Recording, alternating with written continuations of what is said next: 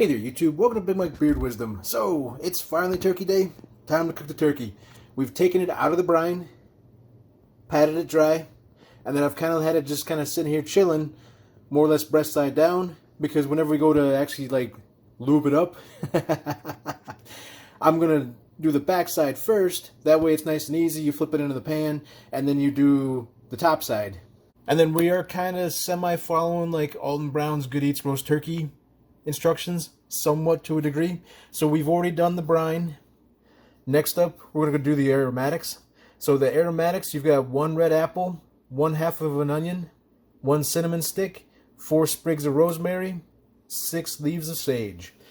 And then what you'll do is you'll combine the apples, the onion, with a cup of water in a bowl. Microwave that for 5 minutes. So for me, I chop the apples and the onions up. That way, they're a little bit easier to put into the bird instead of like big hot chunks and stuff. The rest of the aromatics you kind of leave out so you don't microwave these. Rosemary, you've got 4 sprigs that you wind up using. You can kind of see in here, they look like, you know, someone went out and yanked something off a pine tree. And I don't know what actually counts as a full-on sprig. So if this is 1 sprig or 2 sprigs, because you can kind of see this actually splits. And then this one, whether that's 1 or 2, but the more you add, probably the more flavor we'll wind up having. The sage, you know, for having 6 leaves of sage, I've got probably 6 good-sized leaves. And then a few little baby ones. And it was just one of those things where you've got a leaf bundle kind of deal going on. So there's multiple leaves on each one. And it's kind of one of those things where I'm just like, okay, I'll use 1 entire one. Except for maybe the little teeny tiny baby ones. So that'll be all set. And then we're going rogue a little bit with some bay leaves. And then we'll add probably 1 or 2 into the cavity. And maybe 1 in like the neck area. And then onion wise, you can kind of see that's half of the onion. So we're actually doing 2 turkeys this year, so luckily we're doing the recipe twice. So tomorrow we'll be setting this one up with another apple to do the same thing all over again. And then cinnamon stick wise, you're kind of in the same boat with the cinnamon sticks. As far as what counts as a cinnamon stick, you know, does this count as a cinnamon stick, or does that count as a cinnamon stick? Or, you know, like, is this you, and is that the guy that she told you not to worry about? And then while the apples and the onions are kind of, like, microwaving over there, I'm going to go ahead and kind of prep the butter. So this is the herb butter we made. And it's one of those things where I squeezed it all down to the bottom. That way what we'll be able to do is use about half of it for actually coating the bird. The other half, we'll make little medallions out of them. So this has been in the fridge the entire time. And it should hopefully come out as kind of like a big old log. That was simple enough just to cut that in half. Whoop, sounds like the apples are done. And then this part will go into a bowl. I'll melt it and use that for actually coating everything with. This, you can kind of see I was able to cut the little medallions. So each one of these will be slipped kind of under the skin of the bird. And then this one's probably going underneath the neck because it's the tail end and kind of funky looking. Alright, so you want to kind of be careful because obviously 5 minutes in the microwave, that sucker's going to be kind of hot. And then the reason why I kind of cut them up into small chunks is it should be kind of easy to transfer this inside the cavity of the bird without going hot, hot, hot, hot. And then this, I just nuked this real quick, and it was one of those things where you don't have to melt the butter completely in the microwave. It's as long as you get like a fair amount starting to melt, you can pretty much stir it up, and the residual heat from the rest of it will melt the remaining amount of the butter. So, but both of these smell awesome. So that brings us to our friend the turkey. And essentially, I'm going to go ahead and I'm going to butter the backside of this. Then I'm going to transfer him over. He's already sitting on a rack into the roaster. And our roaster lid is a little funny. So, you know, should you happen to drop your roaster or something like that and it doesn't wind up sealing properly, you may have to come up with a contraption kind of like this. So essentially, This basically just allows us to put the turkey inside. Once the turkey's inside, we put the lid on, we curl these up and over. And then for me, cooking in the roaster, normally I crank that to max temp. On this roaster, the max is 450 degrees for about 30 minutes. That's pretty much the same as a whole bunch of like how to cook turkey kind of stuff.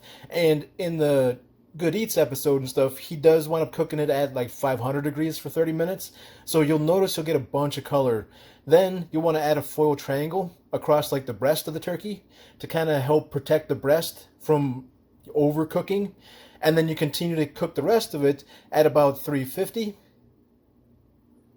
And then once the breast hits about 161, it should be done. Now, some stuff says go a little bit higher. Theoretically, when you remove it from the heat, and when it reads like 161, it should go up higher and continue to increase in temperature.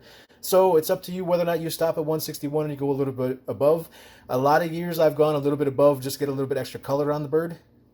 So then you remove from the heat and allow it to rest for 15 minutes. Depending on what you wind up doing, sometimes it helps out if you wait a good bit longer than 15. Especially when it comes to carving, it's way cooler if you give it a little bit extra time to rest. Alright, but like I said, first up, we're going to go ahead and throw a little bit of the herb butter on the back side of the bird. That way we can go ahead and get it to sit in the roaster and then fill the cavity.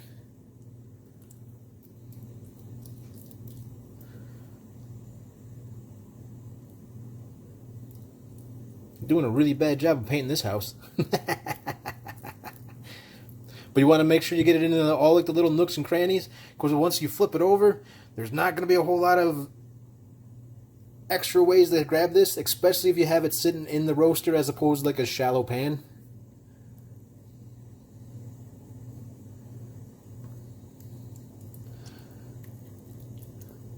And this is the first time I've done it this way. Normally I put oil on it.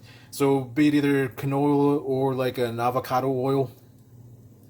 Because you want to be careful. You don't want to put like a oil that'll smoke really bad and stuff. So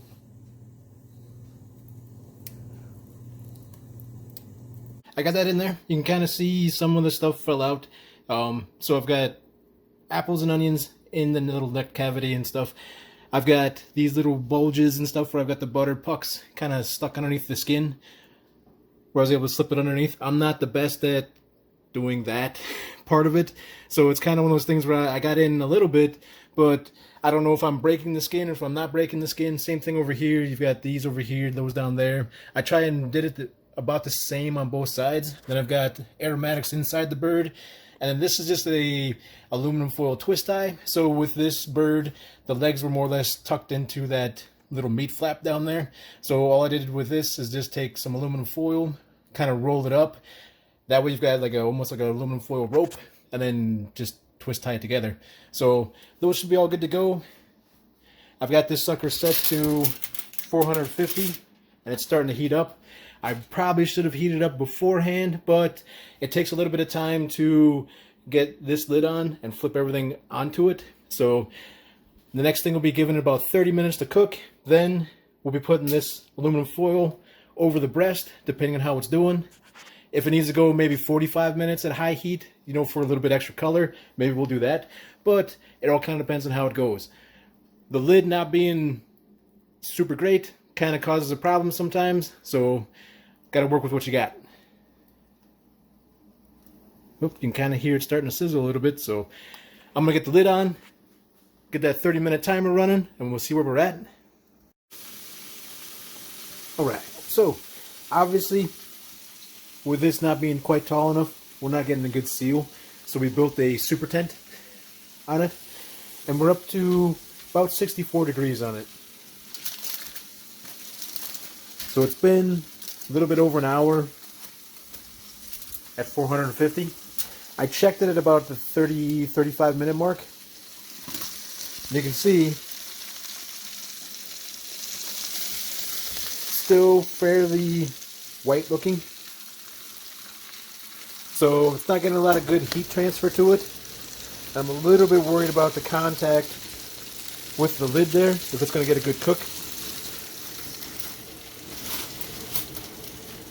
So I'm going to put it back in the super enclosure.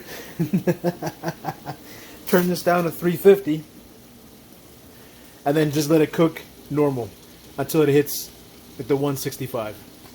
With that weird way of cooking it, I kind of let this go a little bit higher. So instead of like 165 or 161, I went up to 168, and right now it's reading about 169. So now it's time to cut the heat and let the turkey rest. And then as you can see, so I've pretty much shut the heat off. It's continuing to cook up a little bit to 171, even though the turkey's essentially uncovered now. And then just to be safe, because I know this spot here was what was touching the top, I'm just going to poke this about right there. Try and get a reading for where that's at.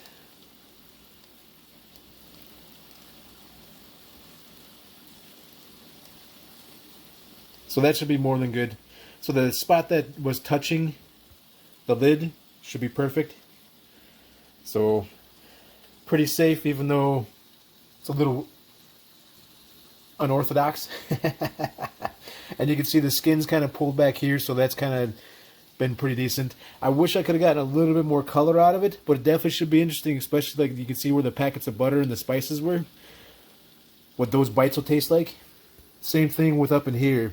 So with how that cracked open, I kind of wonder if it was because I had the spice stuff up there, and I wonder if it was one of those things where I pulled it a little bit too thin.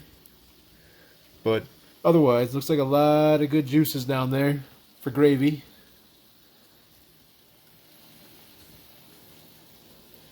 Smells pretty good.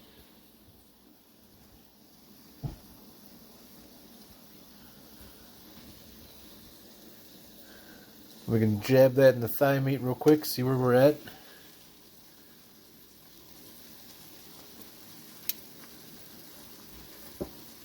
So thigh should be good as well. More than good.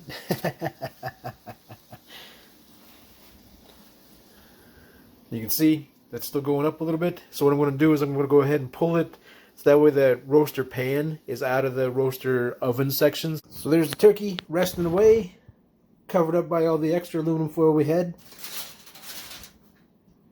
Ready for its nap. I actually let this sit about an hour now. Just because from what I was reading, they kind of say the longer that it sit, the better it kind of like gets. So it's only down to 154 by now. So the nice thing about doing two turkeys is that essentially this was a good experiment to see how it went, and a good like dress rehearsal. And this turkey itself was taller in the rib cage than the other turkey is. So hopefully the turkey that we go to do tomorrow, this will be able to seal up better. We won't have to use quite as much aluminum foil, and we'll get a little bit better browning on it. I may want to, going over the butter with a little bit of canola oil to help it brown just a touch more. But all in all, this came out pretty decent. We did get some color on like the wings and stuff. And even though it's not the prettiest bird, I'm willing to bet it's going to taste amazing. And we know for sure everything got up to temp, so there should be no worries in the slightest about anyone having anything funky. Which is more important. So, hope you guys enjoyed the video. Feel free to like and subscribe, and I'll check you next time.